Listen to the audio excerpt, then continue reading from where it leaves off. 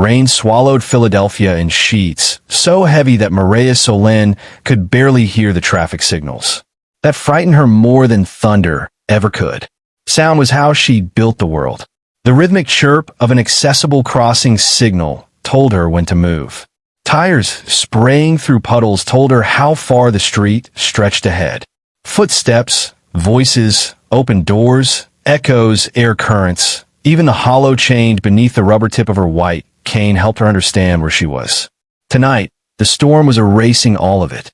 Maria tightened one hand around her cane and pressed the other against the leather satchel resting at her curvy hip beneath her raincoat. Inside was the reason she had crossed half the city in weather like this. A small wooden case. Old, unremarkable, and, according to the letter she had received that morning, possibly worth killing for. She still wasn't sure she believed the letter. There had been no return address. No signature. Just 14 words typed on a cream paper.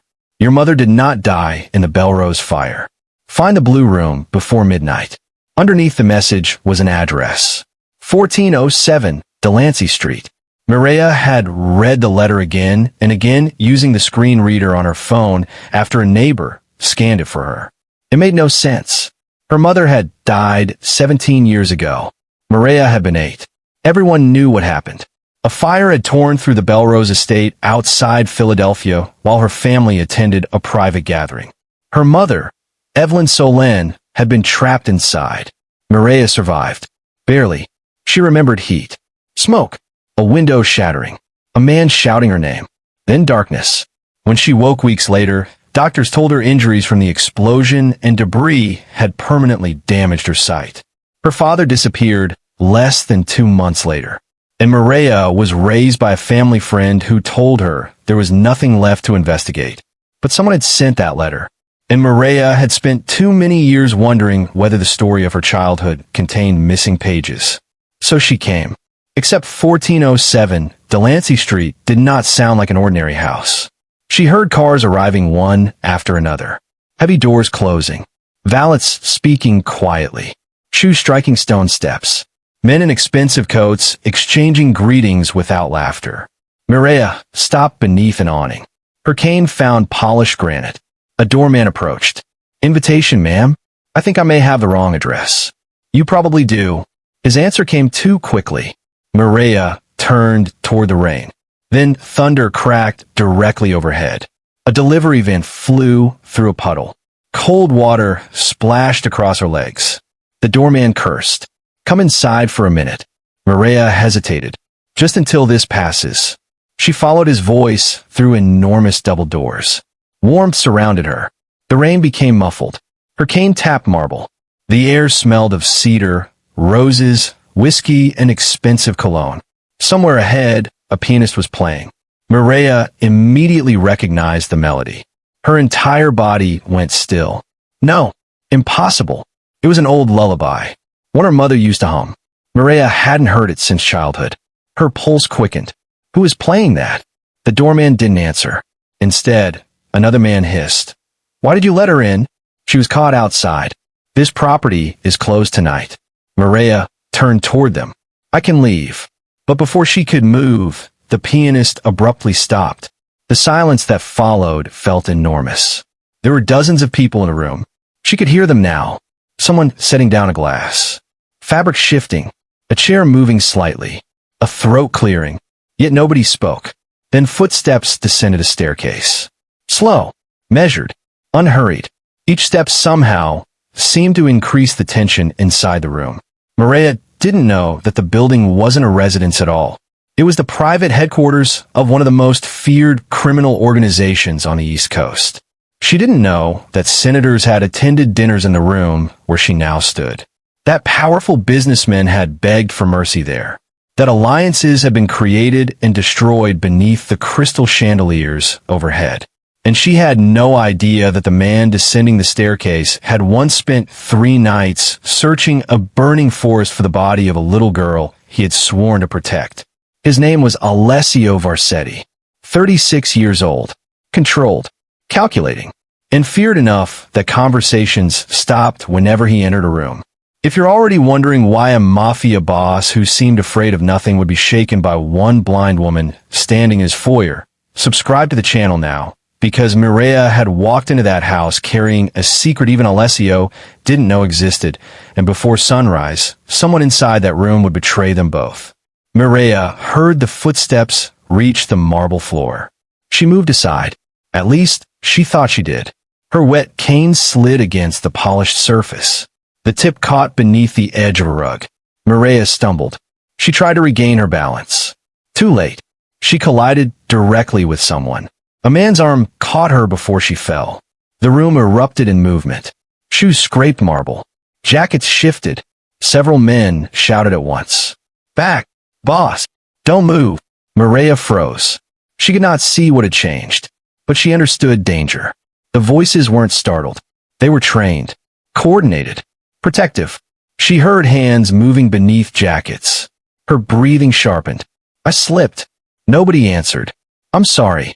The man holding her remained perfectly still. Mireia felt one of his hands around her forearm and another steadying her shoulder.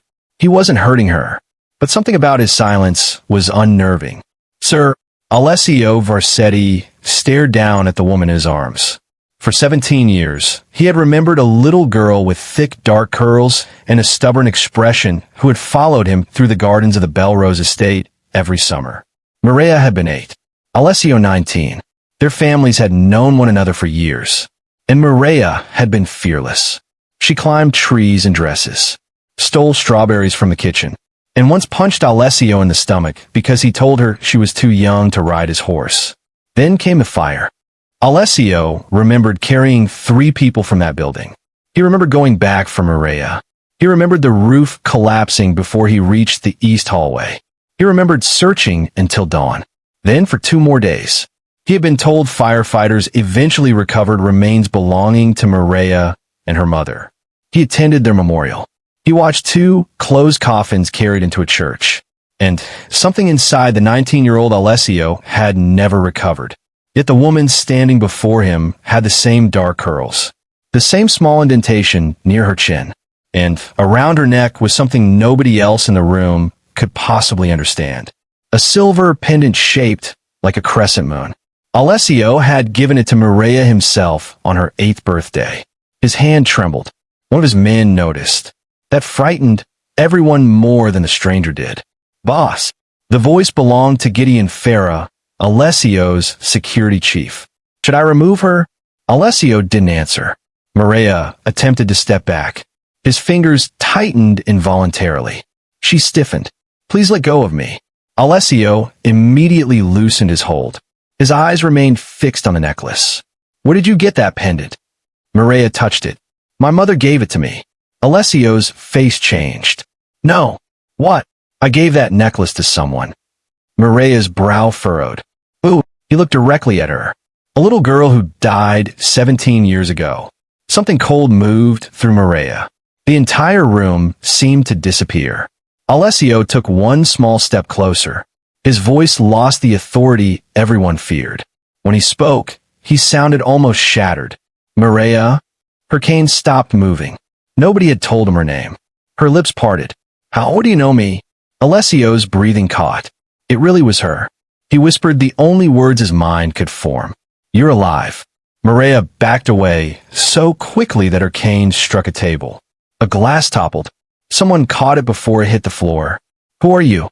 Alessio stared at her. Alessio. The name hit Mireia like a forgotten song. Alessio. A horse. Summer sunlight. Someone laughing. A teenage boy kneeling to fasten a silver pendant around her neck. A hand holding hers in a dark corridor. Then fire. Her face went pale. Alessio Varsetti. He nodded, then remembered she couldn't see him. "Yes." Mireia's expression hardened. "My guardian told me your family caused the fire." Murmurs spread through the room. Gideon stepped forward. Alessio raised one hand. Silence returned immediately. "Who told you that?" "Sabine Rourke." Alessio went completely still. "Sabine, you know her?" His voice dropped. "Your mother's assistant. She raised me." Alessio stared toward Gideon. Gideon looked equally disturbed. "Boss," he said quietly, Sabine Rourke disappeared after Belrose. Apparently not. Maria turned toward the exit. I shouldn't have come here. Alessio moved in front of her. She heard him. Don't block me. Maria, listen. I've listened to people explain my own childhood to me for 17 years. There are men in this city who will kill you if they discover you're alive. She laughed bitterly. Convenient. What? The frightening mafia boss tells the blind woman she's in danger, so she'll stay in his house. Alessio's jaw tightened. I don't need to frighten anyone into obeying me. That isn't reassuring. Gideon almost smiled. Almost. Then a phone buzzed. Several feet away. A guest whispered something. Alessio looked toward the sound. A man near the rear doors was staring at a screen. His face had lost its color. Alessio noticed. Orson. The man looked up. Too slowly. Give me your phone. Orson Bellaro swallowed. It's nothing. Alessio's expression changed. Then you won't mind giving it to me. Orson took one step backward. Gideon moved. Orson ran. The ballroom erupted. Two guards rushed after him. Maria turned toward the commotion. What happened? Alessio was already beside her. Someone recognized you. Ow! I don't know. Another door slammed. Then came a shout. Gideon returned less than a minute later, holding Orson's phone. He sent a photograph. To who? Blocked routing. What message? Gideon hesitated. Alessio's voice hardened. Read it. Gideon looked at Maria. She survived. Maria's stomach tightened. Alessio turned toward every person in the room. Lock the property. Several guests protested. He raised his voice once. Now. The objections died immediately. Maria gripped her cane. This is because of me. Yes. Then let me leave. No. Someone photographed me because I walked into your house. And if you walk outside now, whoever received that photograph knows exactly where to find you. Maria reached beneath her coat. Half the guards reacted. Alessio glared at them. Stand down. She pulled out the anonymous letter. I came because of this. Alessio took it. He read the message. Your mother did not die in the Belrose fire. Find a blue room before midnight. His eyes lifted. There hasn't been a blue room in this building for 20 years. Maria frowned. What? This house used to belong to my grandfather. He looked toward the staircase. The blue room was on the 3rd floor. Gideon stared at him. You think someone wanted her here? Alessio's expression darkened. Yes. Maria had not stumbled randomly into his world. Someone had guided her straight to him. Alessio took her upstairs. She refused his arm. I can follow your voice. He accepted that. The 3rd floor had been renovated years ago. Bedrooms became offices. Walls moved. Furniture changed. But Alessio remembered the original layout. The blue room had belonged to his mother. He opened a door. Dust floated through the abandoned storage space. Maria entered slowly. Her cane mapped boxes and covered furniture. What am I supposed to find? I don't know. She listened, then stopped. What? Your wall. My wall. She approached the far side of the room. Tapped it with her cane. Once. Twice. 3 times. The 3rd sound was different. Hollow. Alessio walked over. A wooden panel had been disguised beneath wallpaper. Gideon found a seam and opened it. Behind the panel sat a metal box. Alessio stared. I've never seen this. The box required a 4-number combination. Maria frowned. My mother's birthday? They tried. Wrong. My birthday? Wrong. Alessio thought. Then he looked at Maria's necklace. The pendant. What? When I gave it to you, you made me promise I'd remember the number. What number? The number of stars you said were visible from the Belrose balcony. Maria almost laughed. I was 8. You insisted there were exactly 37. That's only 2 digits. You said you counted them twice. The lock clicked. Inside were photographs, documents, a cassette tape, and a small velvet pouch. Gideon opened the pouch. A ring fell into his palm. Alessio recognized it. His father had worn that ring every day of his life, until the night of the Belrose fire. Maria heard Alessio stop breathing. What is it? My father's ring. I thought your father died years later. He did. Then why would his ring be hidden here? Alessio didn't answer. Because that meant his father had been inside this room on the night of the fire. Something he had always denied. They found an old cassette player in storage. Gideon inserted the tape. Static filled the room. Then a woman's voice. Maria immediately recognized it. Her mother. If anyone finds this, don't trust the official story. Maria covered her mouth. Alessio stared at the machine. Evelyn continued. Belrose isn't about the Varsetis and Solines. Someone is using both families. The recording crackled. My husband discovered transfers coming through charitable foundations. Millions disappearing into accounts controlled by one person. A pause. Cormac ran. Gideon's head snapped toward Alessio. Maria heard it. Who is that? Alessio answered slowly. My godfather. Maria turned toward him. Cormac Wren had been Alessio's father's closest advisor. After Alessio inherited control of the organization, Cormac became the respected elder who helped stabilize the family. He attended weddings, funerals, christenings. He advised Alessio through every crisis. He was also downstairs. Mireille's mother's recording continued. If something happens to us, Cormac knows we discovered him. Then another voice appeared. A man. Mireille's father. We're moving Mireille tonight. The recording ended abruptly. Alessio ran downstairs. Cormac was gone. So was Orson Bellaro. They had escaped through an old service passage beneath the property that only senior members of the family knew existed. Alessio ordered every entrance secured. Then his phone rang. Cormac's voice answered. You always were emotional where that girl was concerned. Alessio's expression hardened. Mireille was 8. And still you ran into a burning building after her. Where are you? Cormac laughed. You spent 17 years blaming rival families for Belrose. Do you know how useful that was? Every enemy you destroyed made me richer. Mireille stood nearby listening. Alessio asked the question that mattered. What happened to Evelyn? Silence. Then Cormac said, ask the woman who raised her daughter. The call ended. Mireille felt sick. Sabine. Within an hour, they located Sabine Rourke. She hadn't vanished. She lived under the name Sabine Mercer in a quiet town outside Baltimore. Alessio wanted to send men. Mireille refused. I'm going. No, you don't get to decide this. She may have helped murder your parents. Then I deserve to hear it from her. Alessio looked at her. Mireille stood straight, one hand resting calmly on her cane. She wasn't asking permission. He finally nodded. They reached Sabine's house shortly before dawn.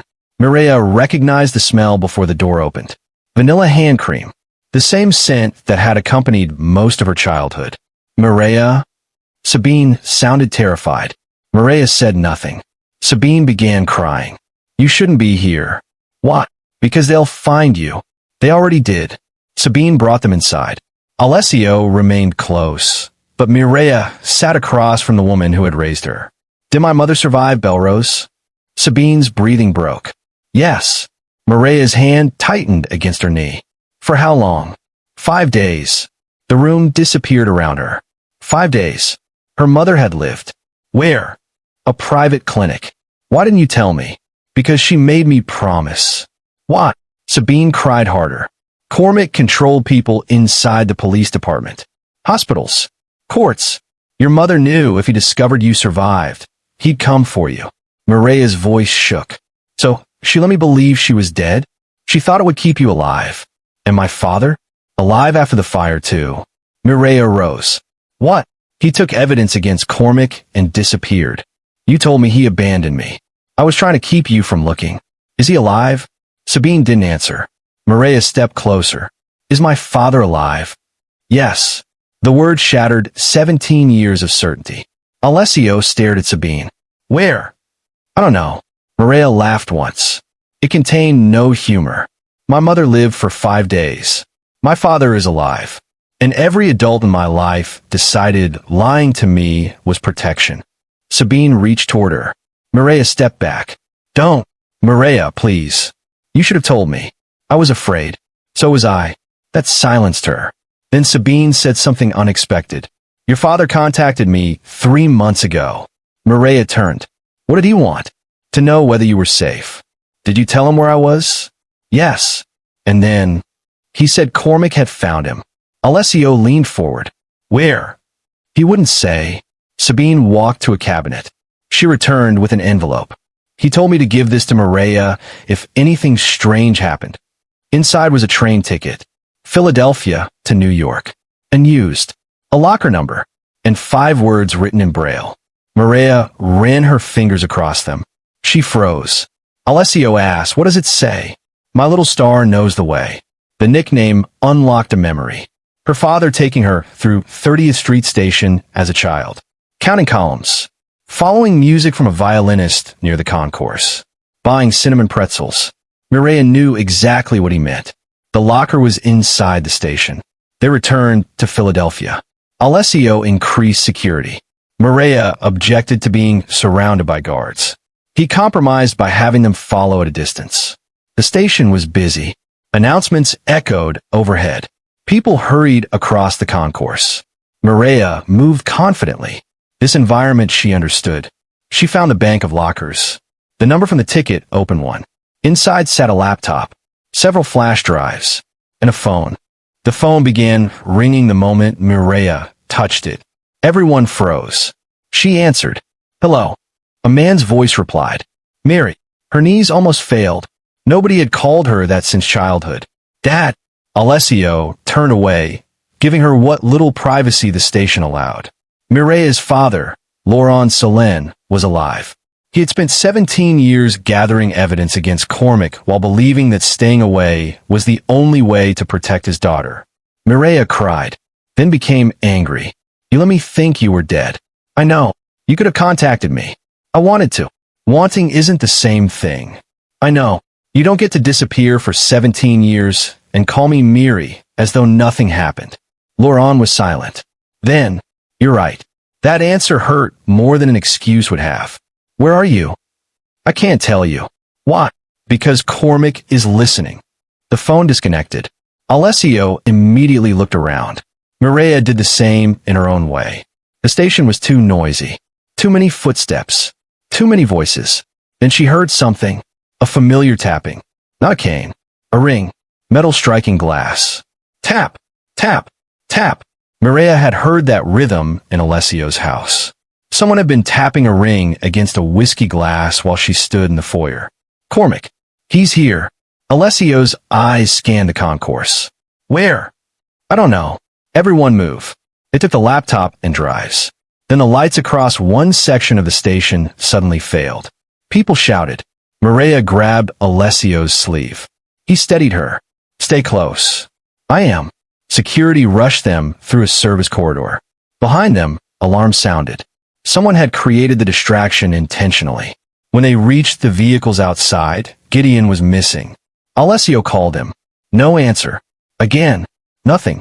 One of the guards approached. "Boss." Gideon left through another exit. "What?" He said he was checking something. Alessio's expression changed. Mireia heard it in his voice. "You think he's involved?" "I don't know." Then Mireia's phone rang. "Gideon." She answered. "Don't return to Delancey," he said. Alessio leaned close enough to hear. "What?" Gideon breathed hard. "Cormac has men inside your security." "Names?" "I don't know all of them." "How do you?" "Because I'm the reason he knows Mireia is alive." Silence. Mireia's stomach turned. Alessio's voice became dangerously quiet. "You sent the photograph?" "No." "Then explain." "Cormac approached me 6 months ago. He told me someone connected to Belrose might still be alive. He paid me to watch hospitals, government records, anything connected to the Solen name." Alessio said nothing. "I didn't know it was her." "You took his money?" "Yes." "What?" "My brother owes men I couldn't control." Mireia listened carefully. Gideon continued. "When Mireia walked into the house, I realized immediately what Cormac had been searching for." "Why didn't you tell him?" "Because you looked at her like you'd been handed 17 years of your life back." Alessio's anger faltered. "I couldn't do it." "Where are you?" "Trying to fix my mistake." A sound came through the phone. A door opening. Then Cormac's voice. "You were always too sentimental, Gideon." The connection ended. Alessio's face hardened. "We find him." The laptop contained the answer. Laurent had assembled financial records connecting Cormac to shell companies, bribed officials, staged business failures, and the Belrose attack. But the most shocking file was an architectural map. Delancey Street. Alessio's own headquarters. Beneath the building was an older underground level, a forgotten wine storage network dating back nearly a century. Cormac wasn't running away. He was returning. Why? Mireia asked. Alessio studied the files, then understood. The original records. What? My father kept everything on paper. Names, agreements, financial ledgers. When I took over, I thought they'd been destroyed. Where are they? Beneath the house. And Cormac needs them gone. Yes. Mireia stood. Then that's where my father is going. Alessio looked at her. She didn't need to see him to understand the objection forming. Don't tell me to stay behind. This could become dangerous. It became dangerous when someone burned my childhood down. Mireia, you spent 17 years thinking you failed to save me. That stopped him. But you didn't. He said nothing. You were 19, Alessio. I left you inside. You went back. I didn't reach you. You went back. Her voice softened. You've punished yourself long enough. Alessio looked away. Mireia continued. And if we survive tonight, you're going to stop treating me like the little girl you remember. A faint smile appeared on his face. You've become significantly more difficult. I was difficult then. That part one remember. They returned to Delancey through an old neighboring tunnel. No grand entrance. No convoy. Just Alessio, Mireia, 2 trusted guards, and the architectural map. Mireia heard water dripping through stone passages. Her cane found uneven brick. The underground level smelled of dust, damp wood, and rusting pipes. Then voices. Cormac, Gideon, and another man. Mireia stopped. Her heart raced. She knew the third voice. She had heard it only hours ago. Her father, Laurent Solène. They approached carefully. Cormac had Laurent and Gideon trapped inside the old archive chamber. Nobody moved when Mireia entered. Laurent stared at his daughter for the first time in 17 years. She couldn't see him, but she heard his breathing break. Miri. Mireia's lips trembled. Dad. Cormac laughed. What a touching reunion. Alessio stepped forward. It ends tonight. Cormac sounded almost disappointed. You still think this is revenge? It was money. Money becomes power. Power becomes survival. You destroyed 2 families. I built an empire from the pieces. Mireia tilted her head. You're afraid. Cormac laughed. Of you? Yes. The laughter stopped. That's why you sent the letter. Alessio looked at her. Cormac said nothing. Mireia continued. You wanted me at Delancey. Why would I? To draw my father out. Lauren's expression changed. Mireia had solved it. You couldn't find him, she said. 17 years, and you still couldn't find Laurent Solène. But you knew if I appeared publicly, he would come back. Cormac's silence confirmed it. The letter wasn't helping me discover the truth. No, it was bait. Yes, and you underestimated something. Cormac smiled. What? My father wasn't the only person who came back because of me. Mireia turned slightly toward Alessio. Cormac's voice hardened. You think Varsetti can save you? No. Mireia gripped her cane. I think you've spent your entire life assuming people are easiest to control when they're frightened. She stepped forward. You made my mother afraid for me. Another step. You made my father afraid to come home. Another. You made Sabine afraid to tell the truth. Cormac said nothing. And Alessio spent 17 years afraid he'd failed me. Her voice became steady. I'm done letting your fear decide what everyone does. Cormac abruptly reached toward the old archive shelves. Alessio moved. So did the guards. The next few seconds became chaos. Shouting, furniture overturning, papers scattering, men struggling near the doorway. Mireia moved toward the wall. Not away from the conflict. Toward sound. Ticking. Very faint. She stopped. Alessio. He turned. Get everyone out. What? There's something ticking. Cormac laughed from somewhere across the chamber. Alessio understood. Cormac intended to destroy the archive. Everyone moved. Laurent helped Gideon. Alessio reached Mireia. She refused to be carried. Left corridor, she said. How do you know? Airflow. They ran. Behind them, an explosion shook the underground level. Dust and debris filled the corridor. The blast wasn't large enough to destroy the entire building, but part of the old archive collapsed. Alessio shielded Mireia as fragments struck the wall. Then silence. Everyone was alive. Cormac wasn't beneath the rubble. He had escaped through another passage. But the evidence wasn't gone. Laurent smiled for the first time. What? Mireia asked. The archive was never the only copy. He held up one of the flash drives. I spent 17 years learning from my mistakes. Within 24 hours, evidence reached federal investigators, journalists, and attorneys simultaneously. Cormac could no longer bury it by threatening one person or buying one official. His financial network became public. His businesses were frozen. His political allies began denying they had ever known him. And 3 days later, Cormac Wren was arrested while attempting to leave the country under another identity. Sabine voluntarily testified. Gideon turned over everything he knew. Laurent Solin finally stopped running. For Mireia, however, the story wasn't finished. Months later, she stood outside the rebuilt music room at Delancey Street. The criminal meetings were gone. So were many of the men who once filled the house.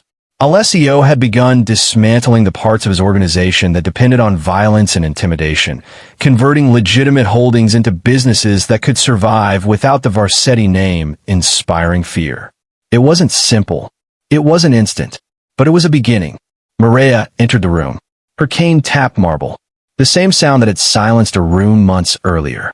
Alessio stood near the piano. You're early. You're pacing. He stopped. How do you always know? You drag your right heel slightly when you're worried. I do not. You do. He smiled. Mireia approached the piano. The silver crescent pendant rested against her collarbone. She still wore it. Not because she wanted to return to the girl she had been. Because she finally understood she didn't have to erase that girl in order to become someone new. Alessio leaned against the piano. I've been thinking about the first night. Dangerous habit. I spent 17 years believing you were dead. Mireia rested her hands on the piano keys. And I spent 17 years believing you belonged to the family that destroyed mine. We were both wrong. Yes. He hesitated. When you fell into me, I did not fall into you. You absolutely did.